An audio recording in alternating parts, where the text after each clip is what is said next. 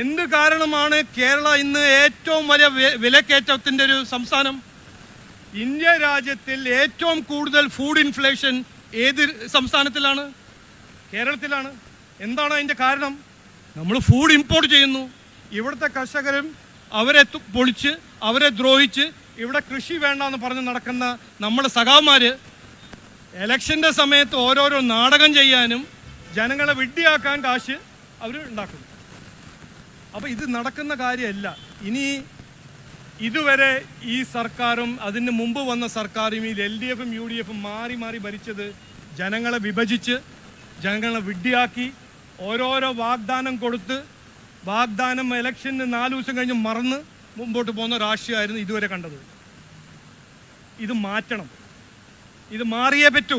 തിരുവനന്തപുരത്ത് സെക്രട്ടേറിയറ്റിന് മുൻപിൽ സംയുക്ത കർഷക വേദിയുടെ നേതൃത്വത്തിൽ BJP ധർണ സംഘടിപ്പിച്ചു. കേരളത്തിലെ കർഷകർക്ക് വേണ്ടിയായിരുന്നു ആ ധർണ. ധർണയെ അഭിസംബോധന ചെയ്ത് BJP സംസ്ഥാന അധ്യക്ഷൻ രാജീവ് ചന്ദ്രശേഖർ സംസാരിച്ചു. കേരളത്തിലെ സർക്കാർ കേൾക്കാൻ ആഗ്രഹിക്കാത്ത, പറയാൻ ആഗ്രഹിക്കാത്ത ചില സത്യങ്ങൾ അദ്ദേഹം അവിടെ വെച്ച് പറഞ്ഞു. അദ്ദേഹത്തിന്റെ വാക്കുകൾ കേൾക്കാം. എത്രയോ കൊല്ലം കർഷകരെ ദ്രോഹിച്ച, ഇന്നും ദ്രോഹിക്കുന്ന ഒരു സർക്കാരാണ് സംസ്ഥാനത്തിൽ ഭരിക്കുന്നത്. ഇത് നമ്മൾ മനസ്സിലാക്കുമ്പോൾ കഴിഞ്ഞ 11 കൊല്ലം നരേന്ദ്രമോദിജി കർഷകർക്ക് വേണ്ടി ചെയ്ത കാര്യങ്ങളും എത്രയോ പദ്ധതികളും, അതിൻ്റെ കാരണം കേരള വിട്ട് മറ്റെല്ലാ സംസ്ഥാനത്തിലും, കോൺഗ്രസ് ഭരിക്കുന്ന സംസ്ഥാനം വിട്ട് മറ്റെല്ലാ സംസ്ഥാനത്തിലും നമ്മുടെ കർഷകരുടെ സ്ഥിതി എത്രയോ മുമ്പോട്ട് പോയിട്ടുണ്ട്. കുതിച്ചൊരു മാറ്റം വന്നിട്ടുണ്ട്. PM Fasal Bima Yojana, PM Kisan credit card, യൂറിയൻ്റെ വില, അങ്ങനെ എത്രയോ കാര്യങ്ങൾ നരേന്ദ്രമോദിജിൻ്റെ സർക്കാർ ചെയ്തിട്ട് കാണിച്ചു തന്നിട്ടുണ്ട്. 11 കൊല്ലം മറ്റേ സംസ്ഥാനത്തെ കർഷകർ മുമ്പോട്ട് പോകുമ്പോൾ, അവരുടെ വികസനം നടക്കുമ്പോൾ, അവരുടെ ജീവിതത്തിൽ വ്യത്യാസം വരുമ്പോൾ കേരള സംസ്ഥാനത്തെ കർഷകർ പിന്നോട്ട് പോകുന്നു. അവരെ ഇന്നും ദ്രോഹിക്കുന്നു. അവരുടെ സ്ഥിതി പിന്നോട്ട് പോകുന്നു. ഇതിലൊരു മാറ്റം വരണ്ടേ? മാറ്റം കൊണ്ടുവരണ്ടേ? എന്തുകൊണ്ട് ഈ നാട് ഒരു ഫുഡ് സർപ്ലസ് സ്റ്റേറ്റ് ആയൊരു നാട്, എത്രയോ കൊല്ലമായിട്ട് ഫുഡ് സർപ്ലസ് സ്റ്റേറ്റ് ആയൊരു നാട് ഇന്ന് നമ്മൾ ഇമ്പോർട്ട് ചെയ്യുന്നു? ജോർജ് കുര്യൻ സാറ് 3 ദിവസം മുമ്പേ കൊച്ചി വന്നിട്ട് പറഞ്ഞ ഒരു കാര്യം നമ്മൾ ഇന്ന് മറക്കരുത്. ഈ ഓണസമയത്ത് ഇവിടെ വരുന്ന എല്ലാ അരിയും, എല്ലാ നെല്ലും നരേന്ദ്രമോദിജി അയച്ച അരിയാണ്.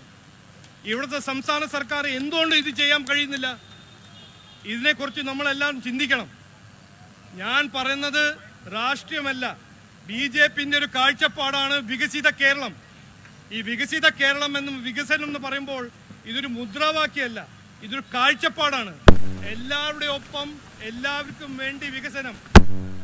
നമ്മുടെ കർഷകർ സഹോദരന്മാരാണോ, മത്സ്യത്തൊഴിലാളിമാരാണോ, എല്ലാവർക്കും അവസരങ്ങൾ കിട്ടണം. അവരുടെ ജീവിതത്തിൽ വ്യത്യാസം വരുത്താൻ ഒരു അവസരം അവർക്ക് കിട്ടണം. അവരുടെ ഒരു അവകാശമാണത്. അപ്പോൾ വികസിത കേരളം എന്ന് പറഞ്ഞ കാഴ്ചപ്പാട് BJP മുമ്പോട്ട് വയ്ക്കാനും ഈ സംസ്ഥാനത്തിൽ കൊണ്ടുവരാൻ ആഗ്രഹിക്കുന്നു. അതിനുവേണ്ടി ഞങ്ങൾ മുമ്പോട്ട് വയ്ക്കുന്ന മാനിഫെസ്റ്റോവും ഐഡിയയും അതെല്ലാം ഞങ്ങൾ നിങ്ങളൊപ്പം ചർച്ച ചെയ്തിട്ട് ചെയ്യും. ഈ കർഷക മേഖല ദ്രോഹിക്കുന്നത് എന്തിനാണെന്ന് ചോദിക്കുമ്പോൾ, അതേസമയം ആ വശത്ത് നമ്മുടെ നരേന്ദ്രമോദിജി ചെയ്യുന്ന കാര്യങ്ങൾ ഞാൻ അതിനെക്കുറിച്ച് പറഞ്ഞു. കർഷകരെ എത്ര പ്രധാനം ഞങ്ങളെ BJPൻ്റെ ഹൃദയത്തിലുണ്ടെന്ന് അതിൻ്റെ ഒരു ഉദാഹരണം ഞാൻ പറഞ്ഞുതരാം. ഒരാഴ്ച 10 ദിവസം മുമ്പേ ലോകത്തിൻ്റെ ഏറ്റവും പ്രധാനപ്പെട്ട, ഏറ്റവും ശക്തിശാലി ഒരു നാട്, യുണൈറ്റഡ് സ്റ്റേറ്റ്സ് ഓഫ് അമേരിക്ക, അവരുടെ പ്രസിഡന്റ് പറയുന്നു, ഞങ്ങളുടെ കർഷകരുടെ നെല്ലും ഞങ്ങളുടെ കർഷകരുടെ പ്രോഡക്ട്സും ഞങ്ങൾക്ക് ഇന്ത്യയിൽ വിൽക്കാൻ അനുവാദം നരേന്ദ്രമോദിജി തരണം എന്ന് ഒരു കൃത്യമായൊരു ആവശ്യം പ്രസിഡന്റ് ട്രംപ് മുമ്പോട്ട് വയ്ക്കുന്നു. എന്നിട്ട് നരേന്ദ്രമോദിജി എന്താ ചെയ്തത്? ഇല്ല, ഞാൻ ചെയ്യില്ല. കാരണം ഞാൻ നമ്മുടെ നാടിൻ്റെ, നമ്മുടെ രാജ്യത്തിൻ്റെ കർഷകരെ സംരക്ഷിക്കും, അവരുടെ ജീവിതത്തിൽ ഞങ്ങൾ ഇങ്ങനെ ഒരു ദ്രോഹവും കഷ്ടം കൊണ്ടുവരാൻ സമ്മതിക്കില്ല എന്ന് അദ്ദേഹം കൃത്യമായി പറഞ്ഞു. എന്നിട്ട് പറഞ്ഞത് എന്താണ്? ശരി, എനിക്ക് കുറച്ച് അതിൻ്റെ പൊളിറ്റിക്കൽ കോസ്റ്റ് കൊടുക്കേണ്ടി വരും, എന്നാലും ഈ ഇന്ത്യ രാജ്യത്തിൻ്റെ കർഷകരെ ഞാൻ ദ്രോഹിക്കാൻ സമ്മതിക്കില്ല എന്നാണ് നരേന്ദ്രമോദിജി മുമ്പോട്ട് വെച്ചത്. ഇതാണ് സത്യം, ഇതാണ് BJPന്റെ കാഴ്ചപ്പാട്. പക്ഷേ ഒരു ചോദ്യം ചോദിക്കേണ്ടതാണ്, എന്താണ് ഈ കാരണം? എന്തുകൊണ്ട് ഈ കർഷകരെ ദ്രോഹിക്കുന്നു നമ്മുടെ നാട്ടിൽ? പറഞ്ഞല്ലോ, ഒരു മന്ത്രി പറയുന്നു എന്തിനാണ് നമ്മളിങ്ങനെ കൃഷി നോക്കുന്നത്? കൃഷി ആവശ്യമില്ല, നമുക്ക് ഈ തമിഴ്നാട്ടിൽ നിന്ന് ഇമ്പോർട്ട് ചെയ്യാലോ, നമുക്ക് കർണാടകയിൽ നിന്ന് ഇമ്പോർട്ട് ചെയ്യാലോ, നമുക്ക് പുറത്തുനിന്ന് വാങ്ങാമല്ലോ. ഞാൻ ഏറ്റവും ബഹുമാനത്തോട് പറയാണ്, ഇങ്ങനെ ഒരു മന്ത്രി, ഇങ്ങനെ പറഞ്ഞ മന്ത്രി ഒരു വിഡ്ഢിയാണ്. കാരണം ഇങ്ങനെ ഇമ്പോർട്ട് ചെയ്താൽ ഇതിൻ്റെ ഫലം സഹിക്കുന്നത് ആരാണ്? എന്ത് കാരണമാണ് കേരള ഇന്ന് ഏറ്റവും വലിയ വിലക്കയറ്റത്തിൻ്റെ ഒരു സംസ്ഥാനം? ഇന്ത്യ രാജ്യത്തിൽ ഏറ്റവും കൂടുതൽ ഫുഡ് ഇൻഫ്ലേഷൻ ഏത് സംസ്ഥാനത്തിലാണ്? കേരളത്തിലാണ്. എന്താണ് അതിൻ്റെ കാരണം? നമ്മൾ ഫുഡ് ഇമ്പോർട്ട് ചെയ്യുന്നു. ഇവിടുത്തെ കർഷകരും അവരെ പൊളിച്ച്, അവരെ ദ്രോഹിച്ച്, ഇവിടെ കൃഷി വേണ്ടെന്ന് പറഞ്ഞ് നടക്കുന്ന നമ്മുടെ സഖാമാർ, എന്താണ് അതിൻ്റെ ഫലം? ഇവിടുത്തെ ജനങ്ങൾ, സാധാരണക്കാർ, കർഷകരല്ലാത്ത ജനങ്ങൾ കൂടുതൽ വില കൊടുക്കുന്നു. ഏറ്റവും കൂടുതൽ വിലക്കയറ്റം നമ്മുടെ സംസ്ഥാനത്തിൽ എന്താണ് കാരണം? ഇതാണ് കാരണം. അപ്പോൾ കർഷകരെ ദ്രോഹിച്ചാൽ സാധാരണക്കാർക്ക് ഇത് ഗുണം ചെയ്യില്ല. കർഷകർക്ക് മാത്രമല്ല, ഇത് സംസ്ഥാനത്തിൻ്റെ ഇക്കോണമിയും സംസ്ഥാനത്തിൻ്റെ എല്ലാവർക്കും ഇത് ഗുണം ചെയ്യുന്ന കാര്യമല്ല. ഇത് കൃത്യമായിട്ട് ഇവർക്ക് മനസ്സിലാവുന്നില്ല. പിന്നെ എനിക്കൊരു വേറെ കാര്യം പറയാനുണ്ട്.